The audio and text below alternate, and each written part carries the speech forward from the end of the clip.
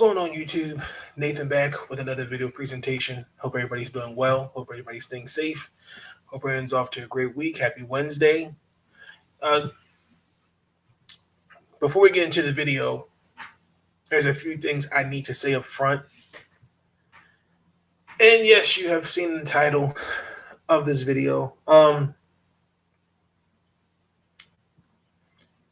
one thing, and that title, it rings true.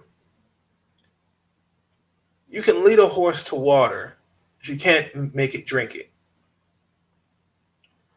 You can give information to so much to people. You can give it to them and see what they do with it. Whether it's about COVID, whether it's about life advice, it doesn't matter. You can help out a person or try to educate as many people as you can. But at the end of the day, it's what they do with it. I'm going to talk about Montrez Sweat for the Washington football team. Let me just preface my comments by saying this. I'm a fan. Him and Chase Young, or that defensive line is going to be something special. But and I'm going to be careful here. And the catcher and I have already communicated how we're going to attack the plate. What pitch sequence we're going to use. We've already communicated that. The manager gave my catcher the signals, so I'm just going to go at the plate. So I'm going to get into it. I'm going to share my screen. So Montrez is not comfortable with the idea of the vaccines being pushed on NFL players. And this is, here it is. I probably won't get vaccinated until got more facts and all that type of stuff, but no, I'm not a fan of it at all. Well, what is your hesitation with getting a vaccine, if you don't mind me asking? Well, I mean, I haven't caught COVID yet, so I don't see me treating COVID until I actually get COVID. Now let's. Here's the next part of that. Excuse me. I was just reading through some of the comments on this video, but.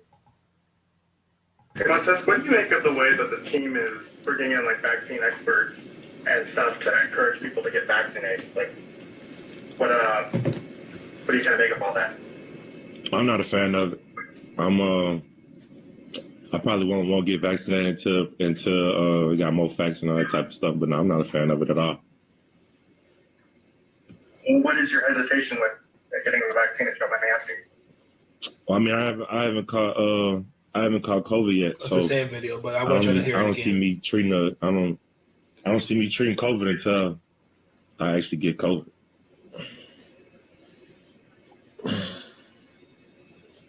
Thank you.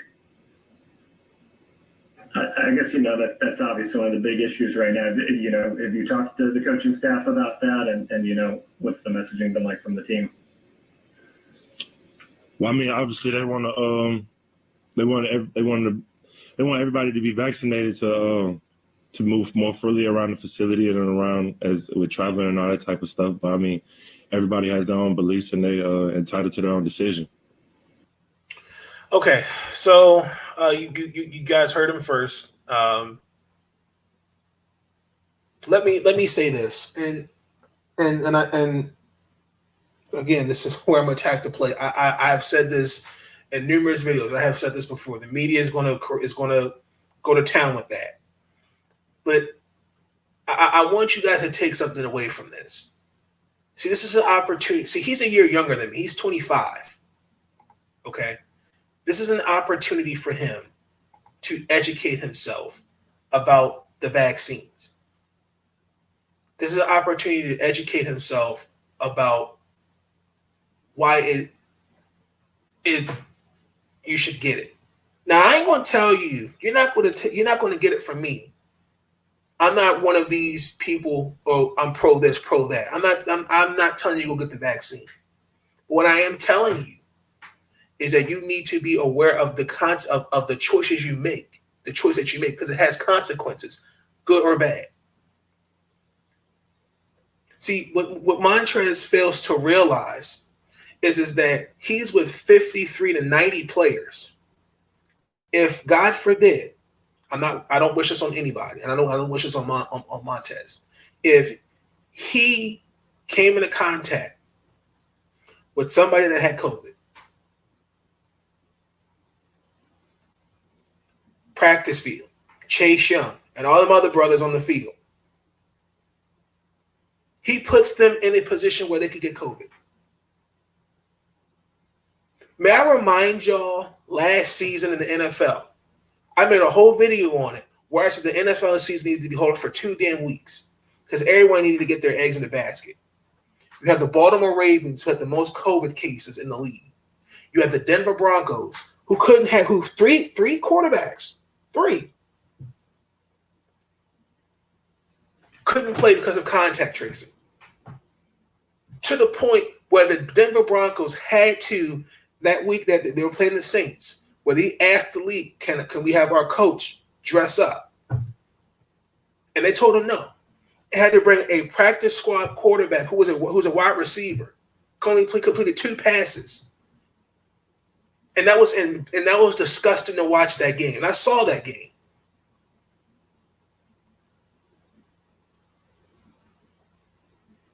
Where you had someone like Dwayne Haskins, who thought it was more important to see all that booty go up and down a strip pole than trying to cash checks and get his team to help his team win. It was cut by the Washington football team.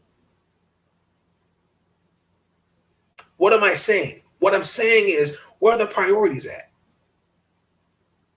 Think about your teammates, but more importantly, think about your family. Now, I'm pretty sure he's got folks that are hesitant to get it. Me personally, those that are anti-vaccines, whether it's flu, whether it's polio, whether it's shingles or any other vaccine, think about the long-term consequences. They're not even just that, not even about the vaccine, y'all. I'm not sure if you've paid attention, but people around the world have lost loved ones to this COVID-19. Where you have in India, for example, an epicenter where they got to cremate loved ones in the streets, where they had asking other countries to donate supplies such as oxygen and other things like that. Even here in the United States, where hospitals were shut down and people couldn't see loved ones, people being on ventilators, you're seeing people with long-term effects of COVID. Prime example, one of my favorite basketball players, Asia Durr, and I feel bad for her. And I pray to God this ain't going to happen, but she may have to medically retire because she still has long effects from COVID. I have a friend I've known for now will be 8 years in July. Just recently tested positive for COVID. What they were doing, I don't know. And we're not thinking about the consequences. And one of these anti-vaccination, and they have a child.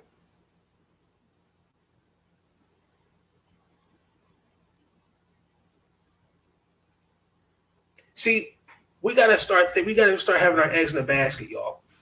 It's not about not wanting to get vaccinated or not. It's about thinking about your health and those around you. Listen, I chose to get vaccinated because I have a family to think about. I gotta think about not only my health, but their well-being as well. Even being vaccinated, you can still get it. I'm still cautious. Even they tell you when you're vaccinated, wear the mask. I ain't doing that. I'm still wearing the mask.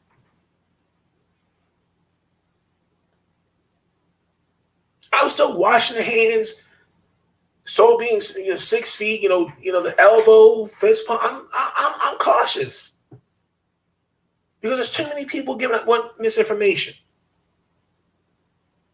1 week it's if you're, you don't have to wear the mask. You still got to wear the mask. But now if you're vaccinated, fully vaccinated, you can wear the mask. No, until I get the okay, everyone can take their masks off, and we're COVID free.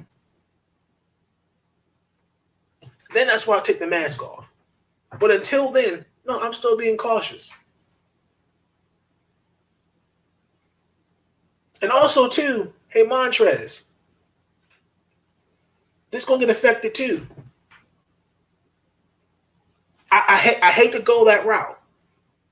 I wish I could bring this clip because I want to give a shout out to Let's Talk Football Washington Weekly with Sean Spencer, Ablo, and Will Kramer.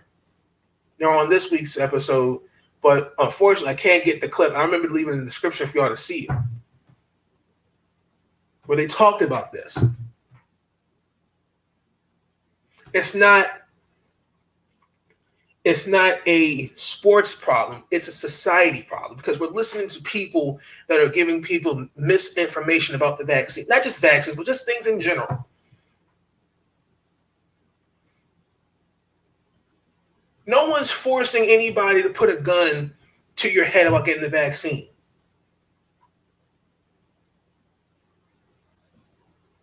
But all I'm saying is think about your health and think about those around you.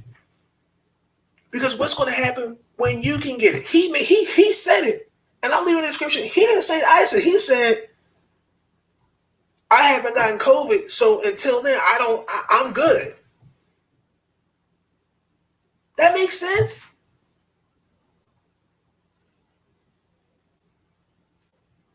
It just lets me know I think where the mindset of people are in today's world. Again, I ain't telling y'all. Listen, y'all think for yourselves.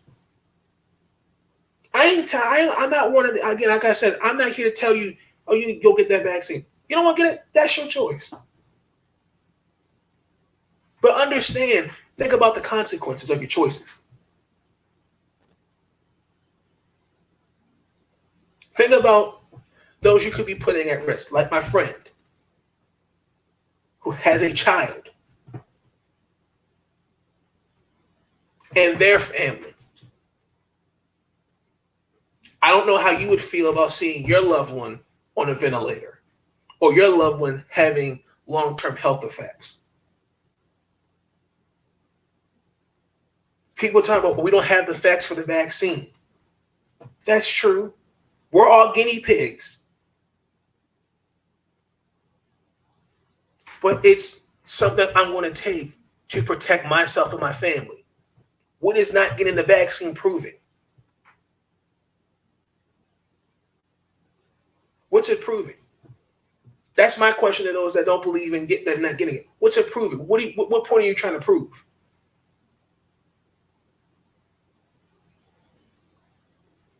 The facts are people around the world have lost loved ones. That's a fact. People have lost jobs because of COVID. That's a fact. Things because of this virus have changed. Our lifestyles. That's a fact.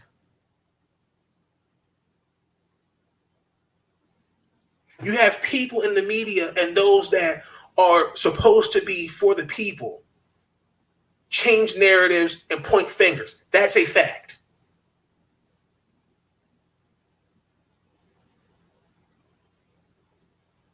But what is true is you could think about your choices. Think about the consequences. Think about the choice you want to make and not getting the vaccine or not getting the vaccine. Again, it's your choice. He doesn't want to get it. That's his choice. But also try to remind him of this. Ron Rivera is not even a year of being free of cancer.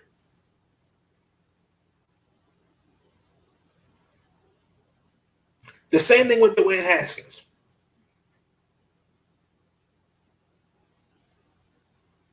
See, again, I'm not going to speak too long on this. I'm going to wrap it up on this topic.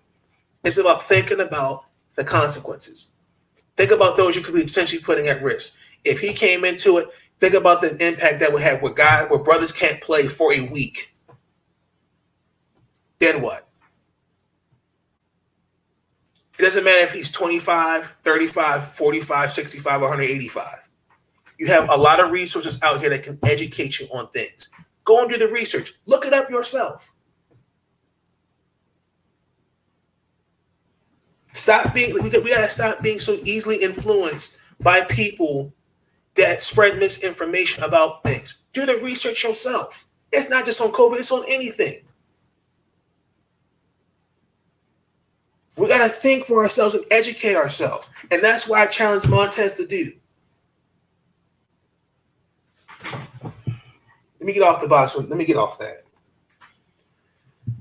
Next. I'm going to keep saying it. I as a mass communication major in journalism and media, I have told you guys, the media is always going to create these narratives, and it's going to it's going to just vilify guys. Kevin Durant, listen, Kevin Durant's one of my favorite basketball players. Kevin Durant says some things on. Does he say things on social? Does he tend to say things on social media that just sometimes bother you? Absolutely. But in this case, he had every right to defend himself.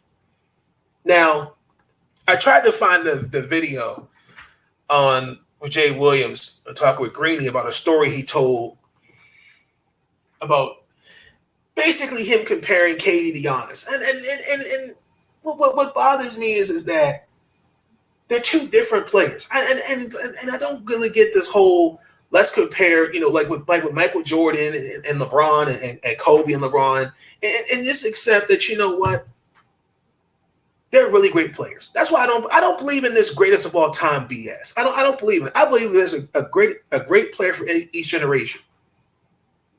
Michael Jordan was for the 90s. Kobe and Shaq, 2000s. LeBron.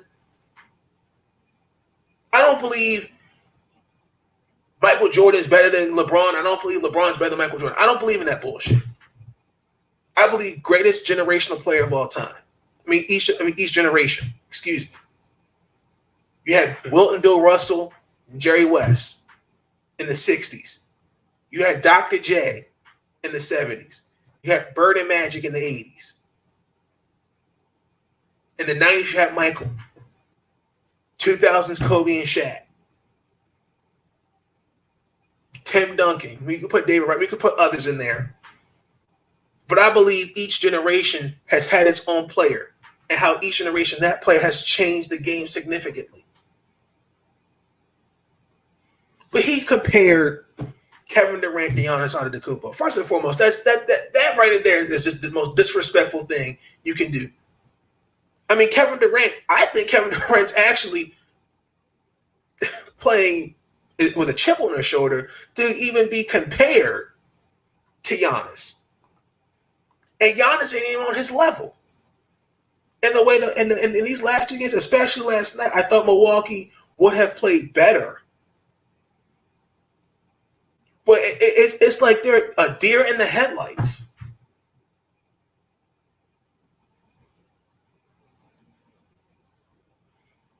But I want to say this again. I want to say this, and I want to preface this. There are journalists that will seek attention for all the wrong reasons, just to get their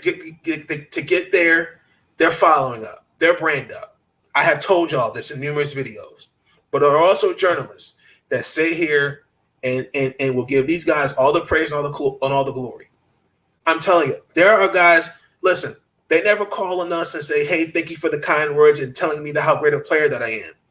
When they play like crap and we criticize, their performance, for example, just stay with me. If I say, hey, Kevin, the last 5 games combined, you've only scored 20 points. How do you explain that? I have a right to ask that question because the way there's no way in 5 games combined, Kevin Durant should score 20 points. Unless you're injured or you know what? Maybe you're just having a bad game. Maybe you need to come off the bench. But that's neither here nor there. Let me get into the Jay Williams video. This is his response. I'm going to share the tweet right after this. So this was... Things real quick. Number 1, I stand by my story. Number 2, I was probably wrong for sharing a personal story, but that's what we do. That's what we do here on our show. And it was meant as a compliment for Kevin Durant to show that there were levels to this and that he was actually right. There are different levels between KD and Giannis. I sat there yesterday. I'm not going to get into this whole spat back and forth on social media, tit for tat. I don't live my life that way. I rise above that. I don't attack people's character. Reached out to his team, talked to Rich Kleiman about it. Like, I got nothing but love for KD. I want them to win a championship. You guys have known I'm from Jersey. I've always been a Nets fan. I love how it translates to Brooklyn. And that's the end of that for me. Like, I said my piece. It's done. We're moving on to the next. Key and I talk about sports the way we do. Yeah, but then you also, with the KD situation, you know the way I feel about KD. I think he's the coldest thing since sliced bread. Because he is, yeah. And We're on the same page with that. That's what it is. But then sometimes in these situations, you get other people chiming in. And Stevie Jack, who was a friend of mine, also had stuff to say about the situation with you and KD, which I thought, Jack kind of, I get it, but it had nothing to do with him. It's obvious Jack don't rock with me. I don't care. I don't need to be liked by everybody. And Jack says certain things like, hey, we don't roll in the same circles. Well, I didn't roll in your circles, Jack. I'm cut differently than you are, Jack. And that's fine. You do your thing. I'm going to do my thing. But I know what rooms I roll in. I don't project it. I don't need to tell the world what rooms I roll in. If you want to rock out that way, if you want to do it after your show, then great. Congrats to you, Jack. Do your thing. I know Matt and I kick it. We talk here and there. Love what Matt and those guys do. But like, don't try to attack my character. You don't know me, Jack. You don't spend any time with me or my family. You haven't called me. I reached out to you when all this stuff happened with George Floyd. You didn't reach back out to me. So you know what? Do you, Jack. Just keep me out of it. Don't insert yourself in a conversation between myself and somebody else to piggyback on that, because that's what it seemed like. That's what gets me angry about it. And if you want to have that, then we can have that, but you can keep yours over there, and I'm good over here. Look, the value that both of you have to the show is your experience, right? Obviously, as athletes in the forum that, guys like me don't have, right? So that's what makes it unique. And in those situations, sometimes who are you working for right now? You're working for those listening, watching. That's you're doing this it's for them. Like, this is what they want. They want to know things that you guys know, your insight, and sometimes also your personal experiences. And that's what brings value to the show. That's what matters. And anybody that's what you're doing. And in those situations in the forum that, guys like me don't have, right? So that's what makes it unique. And in those situations, sometimes who are you working for right now? You're working for those listening, watching. That's you're doing this it's for them. Like, this is what they want. They want to know things that you guys. I'm gonna play that back. I want you to hear that one more time. What he just said. In the forum that, guys like me don't have, right? So that's what makes it unique. And in those situations, sometimes who are you working for right now? You're working for those listening, watching. That's you're doing this it's for them. Like, this is what they want. They want to know things that you guys know, your insight, and sometimes also your personal experiences. And that's what brings value to the show. That's what matters. And anybody that understands how this works would understand that's how it works. What you said wasn't completely out of line at all. It was a personal experience story that gave a great perspective after an amazing performance. It was it fit, it worked. And so, we move on from it just by saying you did nothing wrong. like, and just like, not to go back to that, but like it's people that don't know me or don't know what circles I roll in that want to have comments on that. That's the kind of stuff that yesterday it took Well, that's all the always effort part in of- my soul to be like, you know what? Yeah. I'm cool. I held my son. I was with my daughter. Yeah, you never even Don't called even me need- back. I didn't go because my phone was blowing up all the I time. call. Okay, so like basically like right there. See, that was a conversation between him and Kevin Durant, and Jay should have reached out and said, "Hey, listen, do you mind if I share this?" You see, when you see, there's just something. What happened to the what stays behind, like what stays and was said in the locker room, stays in the locker room. Like the fact that he came out and kind of was like, "Yeah, but that doesn't. What does that do? That makes your brand look good." And here's the response. I'm sorry. Let me reshare my screen again.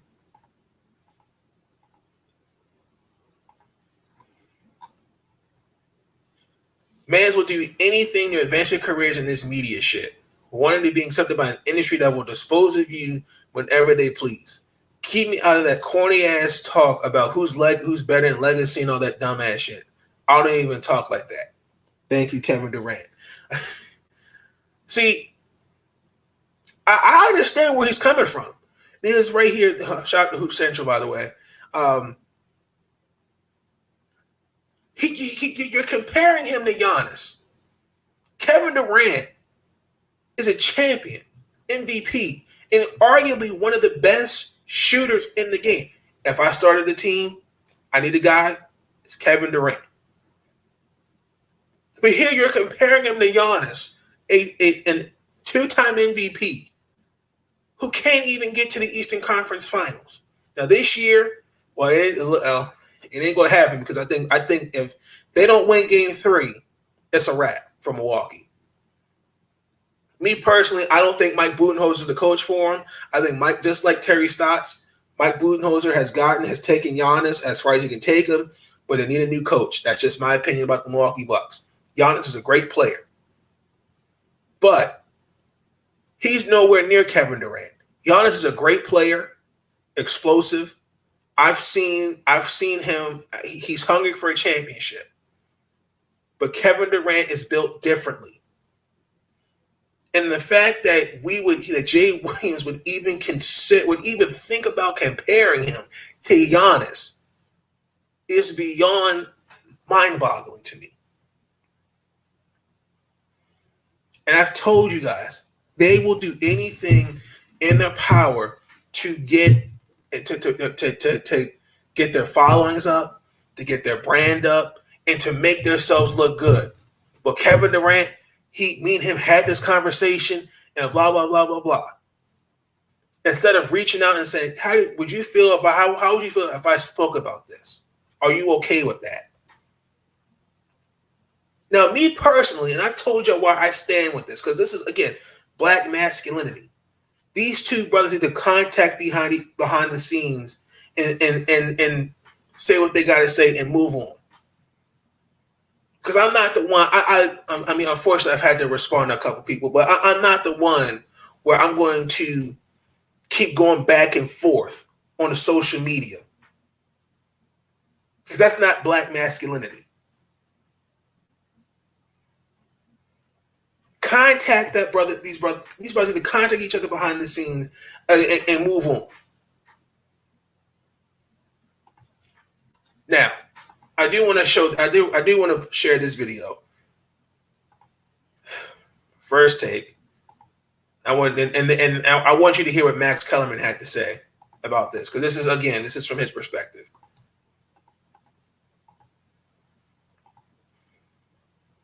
And by the way, he's not overreacting to it. I thought that was a dumb if you didn't see it, question. take a listen.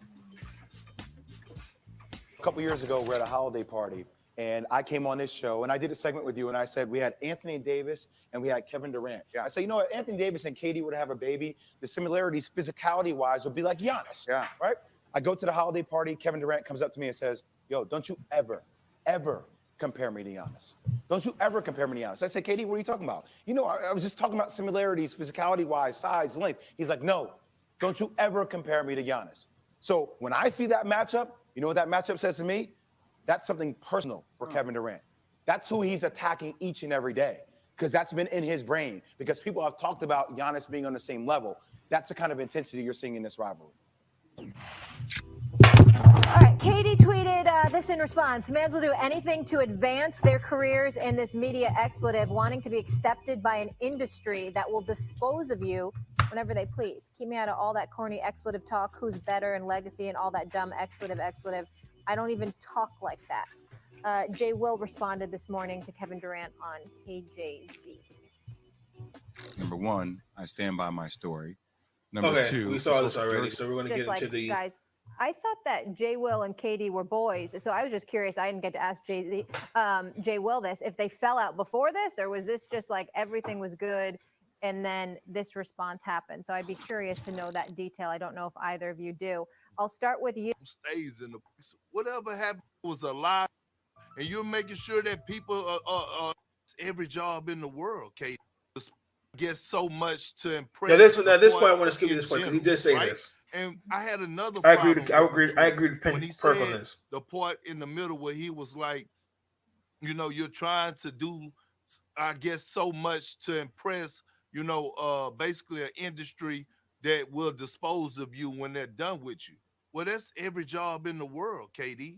You know, that's every job in the world. That's not just ESPN. Hell, it happens in the NBA. If you're not doing your job, if you're not bringing to the table, if you're not trying to be good, if you're not trying to be great, they'll dispose of you. If you're in Walmart and you're the general manager and you're making sure that people are held, not making sure people are held accountable, and a cereal box get put on the paper towel aisle, you know what? They'll dispose of you as the general manager because you're not holding people accountable. That's the only problem that I had with you. Listen, I agree with what he's saying in there, but at the same time, again, it's a two-way street.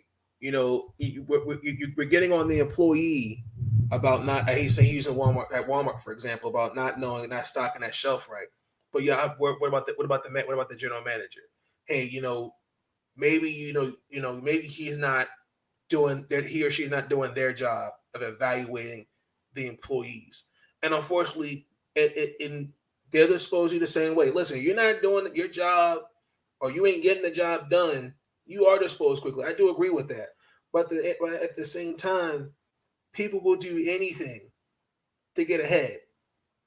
They will do anything. And this one, I think, like I said, this is a private conversation that Jay Williams should have reached out to Kevin Durant and basically said, hey, listen, are you okay if I talk about this? If not, I won't do it. And honestly and truthfully, it shouldn't have gotten to this. But Jay Will, for us with him, like that just don't happen in ESPN. That happens all over the United States, and every job that every person that has a job. Well, no, also too, again, ESPN is getting a lot of flack because ESPN at one point growing up used to be really fun to watch. It's getting really kind of difficult to watch ESPN because it's not it's not about the politics. So unfortunately, I told y'all, politics gets in a lot of things, and unfortunately, we have to talk about it. But I mean, it's the same thing, saying over and over and over again. They all talk about the same stuff, and there are people where you sit there and go, "What are you talking about?" But that's just me. Foul of KD, period.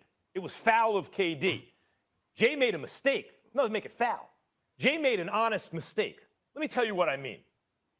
Jay Williams, off camera, we see him a lot at the Seaport. I talk to Jay off camera all the time. Jay Williams stumps for KD behind the scenes. He's always slipping KD into debates about who's the best, where should he be, go, all that kind of stuff. He's always promoting a KD agenda, not because he's trying to trade on some relationship or anything like that. There's nothing in it for him other than he really believes in the dude. He thinks he's the best, it seems to me. And he's always upping KD in private conversations. If you're just kind of talking to Jay Williams, he's upping him. Now, what he said was not done out of malice. It was not done to be opportunistic. He was wrong to share a story, Perk, as you said, without clearing it. but it wasn't done with bad intentions. The remedy for that, if you're KD, is pick up the phone and say, yo, what'd you do that for? And then you have it out behind the scenes, right? And you figure it out. You don't put them on blast. For example, I just shared a story with you about Jay Will that happens behind the scenes. Obviously, I didn't do it with malice. But see, and that's where I'm gonna end it right there, because he's comparing apples and oranges. We're talking about, at the end of the day, a conversation that we could consider that was between Kevin Durant and Jay Williams. You're comparing a guy to somebody who's in my personal opinion, still a baby in this league and still has much to prove. But at the end of the day, see, instead of, I told you, I don't do this who's the greatest of all time. I'm a more who's the greatest of each generation. Why can we just not say, you know what, Kevin Durant's a great basketball player. I'm LeBron James, great basketball player. There's some things I don't agree, and there's some things that come out of LeBron's mouth sometimes that make me go, really? Okay. Same thing with Michael Jordan. Why can we just not say, you know what, LeBron was great for this generation, and so is Michael Jordan for this generation? Why can we not leave it at that? The same thing with Bill Russell, Wilt Chamberlain, Elgin Baylor, rest in peace, Tiny Archibald, Willis Reed. Just giving them their problem. You know what? They were great basketball players. I don't get it. Let's compare LeBron James to Michael Jordan, Tom Brady to Peyton Manning, Dean Smith to Mike Krzyzewski. I don't do that. But to wrap it up, Jay Williams was wrong. That was a personal conversation that should have either been he should have checked with Kevin Durant first about. And Jay Williams has to unfortunately hold the L and just take responsibility for it.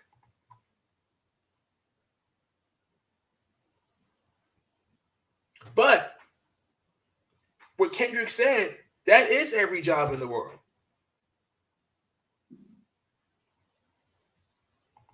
But unfortunately,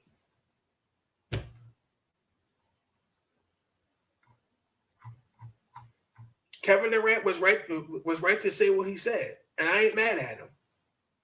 I just think the whole comparison of him was crazy. And then Jay Williams, and you saw he's trying to, make himself like he's innocent and all this. No, brother. And listen, this is the thing. Jay Williams, I respect him, but in this case, he was wrong. Just accept responsibility. Say, you know what? I shouldn't have said that. I was wrong, and I'm gonna leave it at that.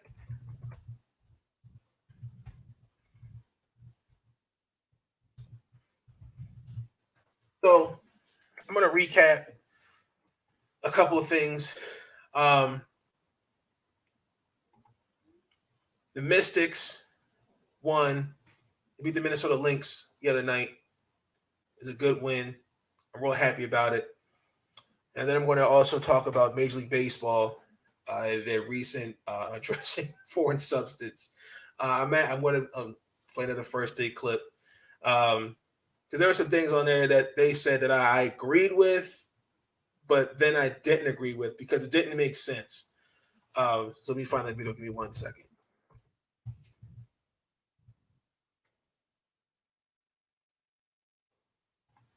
And I'll leave this video in the description. I'm not going to be too long with it.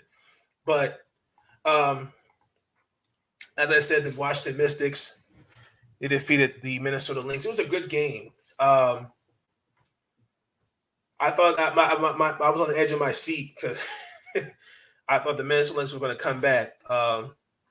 Lachey Clarendon hit a three with like 30 seconds left, and the score was like a 4-point game. And Tina Charles came back.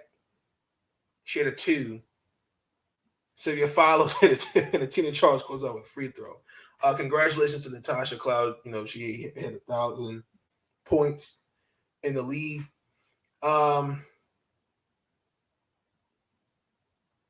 I still think like I see improvements. I really am a firm believer, y'all, that Maisha Hines Allen, Ariel Atkins, and Tina Charles are going to be our top 3 scorers. At this point, I'm convinced.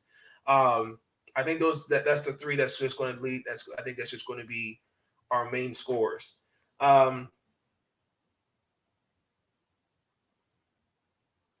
Stella Johnson did not play. I think that lineup, I think he had, who did he have in that lineup? Shantae Sellis. She didn't do too bad. I got to look at the box score. Hang on real quick. She had 2 points, but she played 19 minutes. I think he was really kind of rotating that small forward position a little bit. Tina Charles again was our leading scorer with 31. She made 10 free throws. Washington actually shot 22 free throws, which was amazing. It was a good game overall. I thought Rachel Bannon, I thought she was going to hit that 3, but she missed it. It was a good look at the hoop too. But it was definitely a good game overall. Again, it's got. I said it before, and I think I'm kind of starting to eat my words a bit. I did say that I believe that the Mystics were going to be, in my opinion, going to the championship. I'm going to say I think they're now the 4th best team. Maybe. Look at the standings right now. The Connecticut Sun. I can't sneeze at them at all. I know they're out for blood after we beat them in the finals back in 2019. The Las Vegas Aces. Liz Cambridge did not play last year, and I was not sold on them. I'm a fan of Asia Wilson, but Angel McCarthy's not there. The Seattle Storm, again, you got Sue Bird and Breonna Stewart and Jewel Lloyd. I mean, you got the Sparks, the Agumake sisters, obviously not there. I think Nika is going to be out for like 6 to 8 weeks. And then Janae, she's kind of like day by day, week by week with her injuries. The most disappointing team right now is I got to go with the Chicago Sky. Candace Parker, I know, has been hurt and hasn't played a lot of games, but they're 3-7 right now. And then obviously the Indiana Fever, they're locking for them on overall pick anyway next year. Then there's the Mystics for 3-5, we're ninth right now as a league. The way I'm looking at it, again, Della Dawn's still not there. Emma's still overseas. She will not be back until after the All-Star break, because she's after the Olympics is over. Excuse me. So I kind of starting to eat my words. I kind of said this was going to be a top 3, top 2 team, and with your all your other 2 best players not there, you're asking Tina Charles to really carry the load, and I'd say at best Washington, I say he's a 5th seed. In my personal opinion, 5th, maybe going 6th, and that's pushing it. You push me, I say they're 4th, but the way the league, the way that some of these games have been, like the Phoenix Mercury, for example, they're 5-4. They're actually better. They're actually a better road team than they are at home. I think they're 1-3 at home, which is disappointing. They're really better playing at home, but that's neither here nor there. And then again, Seattle and Washington, those are your top seeded teams, plain and simple. So I definitely think it's definitely gonna be interesting to see. Let me actually see who they play next, because that was actually a really good game. I really enjoyed watching it. So we play the Sparks Thursday. That actually should be a good game. I actually got to mix this. I actually got us winning that game. It's going to be on CBS Sports too. So I'll definitely tune into that. That's going to be at 7. Let me see who's actually leading score for the Sparks, actually. That's Nneka Gumake, but she's going to be out. And yeah, she leads the points and rebounds. So I think that should be a good game. And then what is that? What do we got after that? Hold on.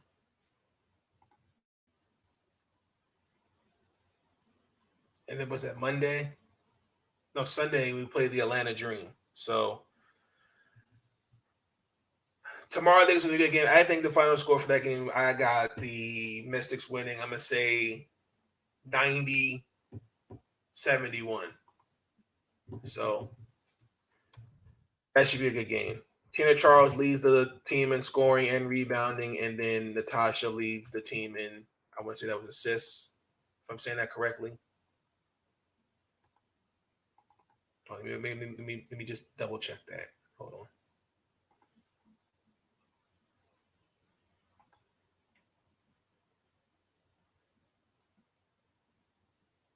Yes, assists. 5.5 assists a game. So the Baltimore Orioles, they're playing a little bit better. Unfortunately, I had turned the game off tonight. I thought we were going to get a sweep.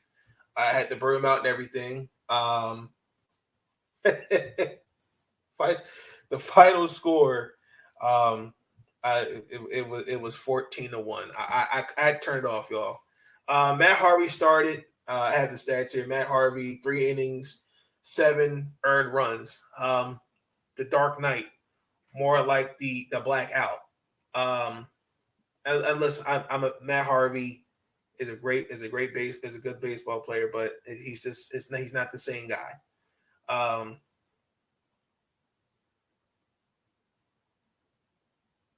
Just not the same guy. And I wish I could pull it up, the game, but like I said, I turned it off. We're actually going to go on a little hot streak there. Cedric Mullins has proven to me he's part of this team going forward. I'm going to go ahead and say I think he's an all-star. And I think he's a Gold Glover in my opinion. I mean, the way he did, that's just as a leadoff hitter. I mean, he's playing lights out right now. Trey Mancini, I still think is an all-star. John Means, I think is an all-star.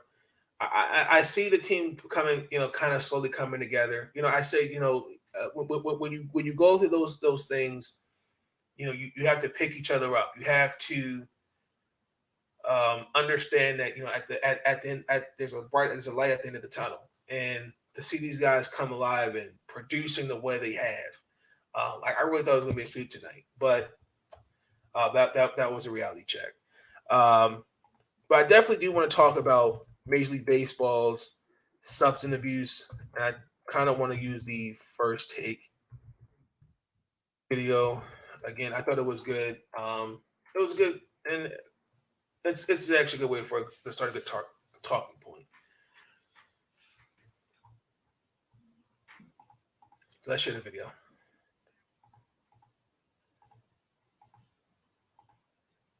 I don't know. I don't know. Now, I want you to understand this. I want to point this out. I'll say it. I'll let it play. I don't know. I don't know if I don't quite know how to answer that, to be honest. I mean, there are customs and practices that have been passed down from older players to younger players, from the last generation of players to this generation of players. And, this is important to a lot of people that love the game. And this is including the players in this room, including fans, including, teams. And so if MLB wants to, legislate some more stuff, that's a conversation that we can have. Because ultimately we should all be pulling in the same direction on this. So sometimes it's not what you say, it's what you don't say. And he clearly didn't say no there, but I'm looking forward to this conversation. I find it interesting, and we have two champions with us. Max, I'm going to start with you here.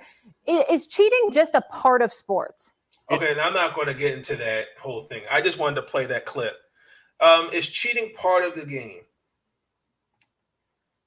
Actually, let me rephrase this question. Hold on.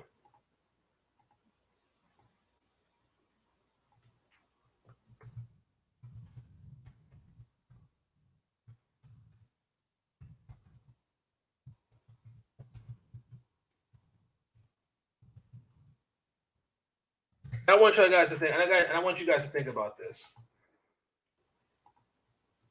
Is cheating part of the game? Well, let's understand this. People will do anything to get an edge over their opponent. Football, basketball, baseball, doesn't matter. This is nothing new. It bothers me that people who've never watched the game of baseball or have not studied the game of baseball. This goes back decades. This goes back centuries. As far as sign stealing, guys will do things to the baseball. For example, Phil Niekro, arguably probably one of the best knuckleballers in the game, would manipulate the baseball by using sandpaper just example, George Brett will put a little too much pine tar on his bat. And Billy Martin, I was like, that's a little too much pine. Sorry, I don't like the Yankees, but let me get off that. It's a part of the game. People are going to do everything in their power to get a competitive edge. Now, for example, the Houston Astros, right? With that sign, with them using the camera in center field and they were stealing signs. See, unfortunately, they got beat at their own game because why? They lost to the Washington Nationals in the World Series. And unfortunately, now they're deemed, cheaters. But in the same breath, Barry Bonds, as people want to say, was the most feared hitter. Barry Bonds took steroids. He cheated. Mark McGwire, Sammy Sosa.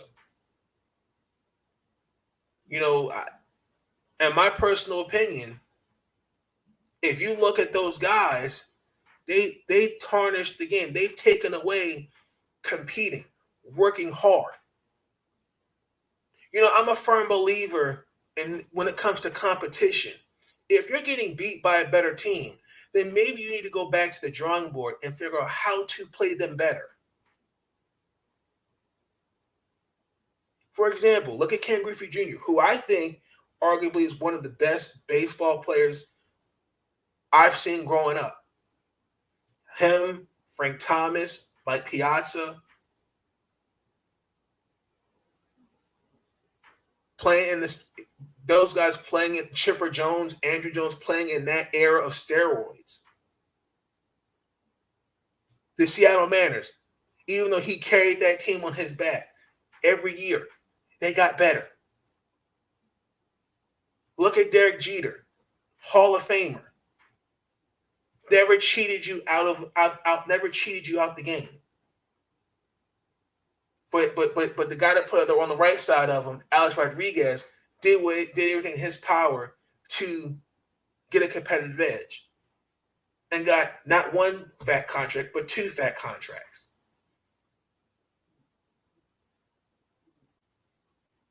Guys are going to do everything in their power. So when you hear Garrett Cole go, no. Garrett Cole, I'm pretty sure, has used something on a baseball. I mean, let's not deny it. I mean, Michael Pineda, great example, had, I think it was pine tar on his neck, blatantly on his neck. I mean, eventually guys get caught. I don't like it because it doesn't look good for the game. And unfortunately, you know, I told you, I believe the casual fan is getting into sports and is kind of ruining it. I've kind of ruined baseball because Major League Baseball can't make up its mind. You know, one year they're all about the home run, the next year they're about the pitchers. I mean, when you have the number of, I think it was what I want to say the number of no hitters was like 7. And in an era of baseball where guys are hitting the ball left and right out the park. You had a no-hitter in the span of what, in the span of 2 weeks? So I'm gonna just play a little bit of this and just let y'all see, and y'all let me know what y'all think.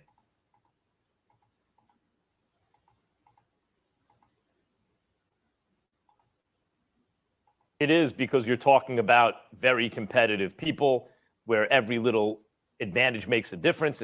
Cheating is prevalent, you know, throughout our culture at the top of any kind of industry among very competitive people. To me, the issue is not simply cheating. You broke the rules, and therefore all cheaters are the same.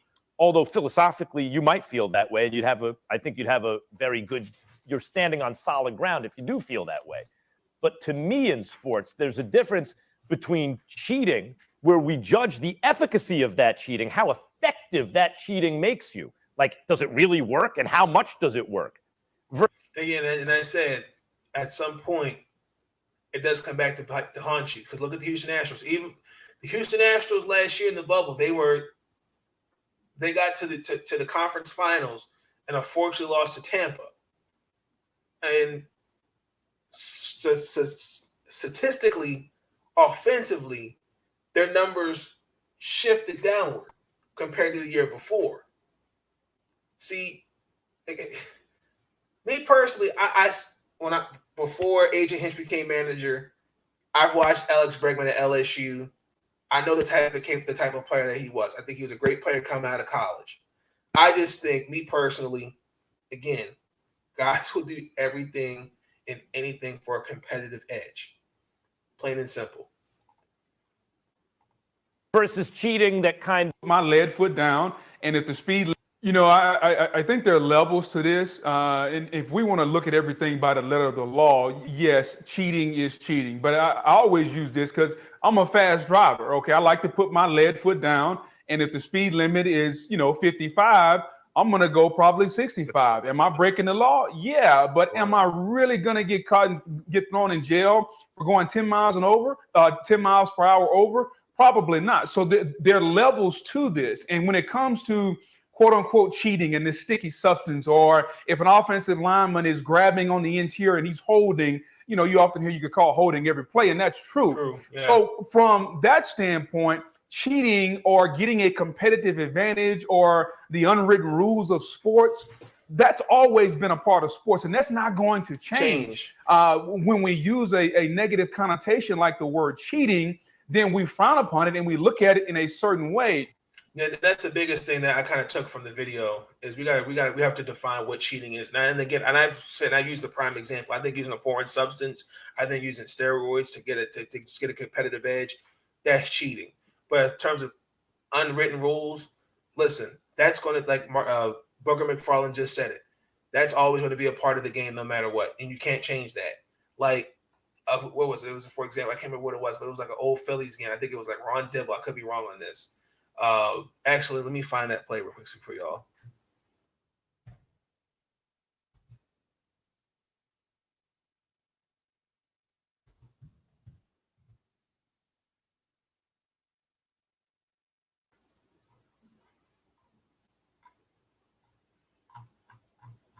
I want to find that play.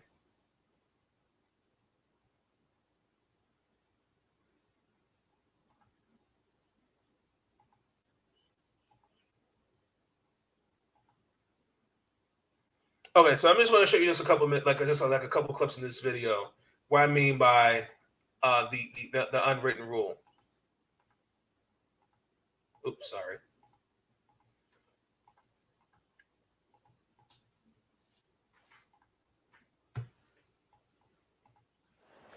The 3-1.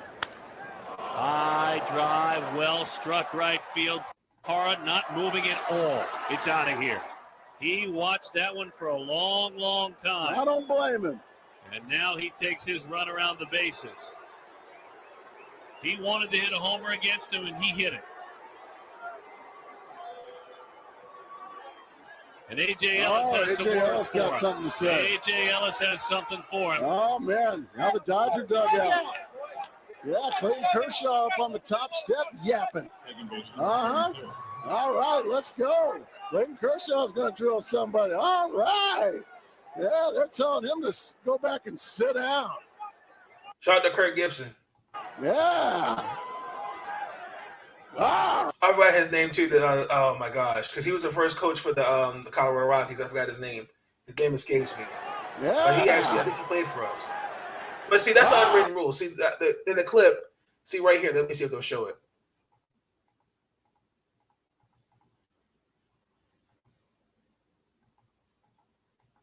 Oh no, they're not going to show it. Nope. Okay, so I mean, an unwritten rule, for example, is like Parra in that clip. He had a home run. He stood there for a hot minute. I could have used the recent one with Derek Dietrich against when he's with the Reds versus the Pittsburgh Pirates, and he stood there and we looked at it. Now, an unwritten rule is, I mean, look, don't show me up like that, because be prepared to get hit the next time you come at bat. And unfortunately, they tried to hit him, and that was a whole other thing. But there's unwritten rules that you cannot change. Example, like breaking up a no hitter with a bunt. That's an unwritten rule. I think that's classless, in my personal opinion. You know what? He worked his ass, the pitcher on that mound for 27 outs, worked his ass off to get where he's at, and for you to break that bunt, but you do everything in your power. You want to break it up. But I just don't think that's the way you do it. That's just me. But when it comes to substance abuse, that form of cheating, that's what tarnishes the game. And unfortunately, now I have an issue with it. Where was this 5 years ago? Where was this 10 years ago in Major League Baseball? See, Major League Baseball is trying to clean up their image and make themselves look good. There should be a no tolerance policy for these kind of things.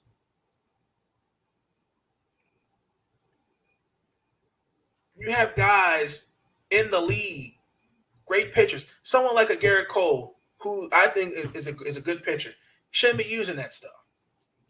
Clayton Kershaw. But it's to get a competitive edge. Well, you know what? If, for example, Ronald Acuna Jr.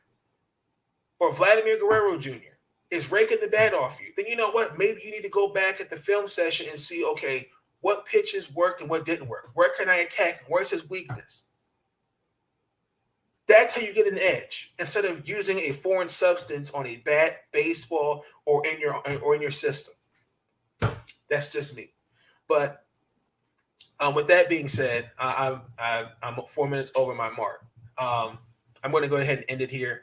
I'm going to leave the Jay Williams video, the Kevin Durant tweet, and the Montez Sweat links. I'll go ahead and leave those in the description for y'all to see them. Y'all let me know your thoughts on the topics I touched on. Excuse me. I'm trying to keep my videos at least under an hour. So if you guys like this format, and let me know. But with that being said, I'm out. Peace. Stay up. Thank y'all for tuning in. Enjoy the rest of y'all week.